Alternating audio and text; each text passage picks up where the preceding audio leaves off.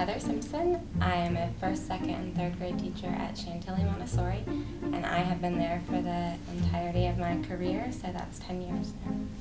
I'm in What Makes a Nation, which talks about the formation of nations at a civic level and historically, and also the identities that we link to those nations, and then the sort of sub-identities within those nations. Personally, it was extremely intellectually challenging because the topic took me out of my comfort zone. For my students, I felt like I had to really take a step back and consider whether I was teaching specific content or sort of life skills of thinking and learning.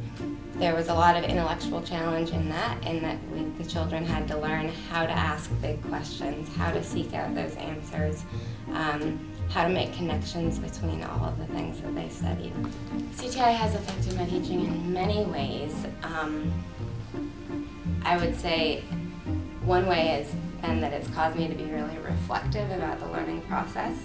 Because this was a topic that I knew very little about, I went through a really deep learning process, going from nothing to trying to develop a deeper understanding. It's also impacted my teaching because it forced me to develop curriculum in areas that I never would have considered before.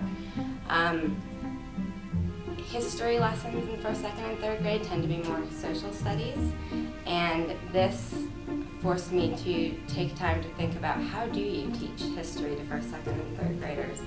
What does that mean, and what are your end goals with that?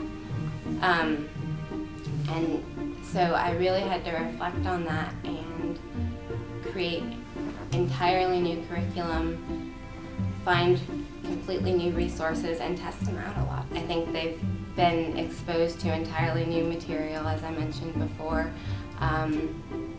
and we've really focused on the process of asking questions, analyzing sources, and then taking those sources and those questions and making connections in order to draw conclusions. And it's been really fascinating to watch how that happens. I feel like it's, again, been a very stimulating experience, very rewarding, and caused me to reflect on experiences that I wouldn't have had in the past.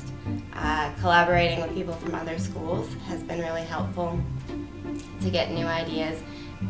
Additionally, collaborating with people in other grade levels in either middle school and high school has helped show me where my children are going and impressed upon me the importance of building a really strong foundation because I see the next steps for them.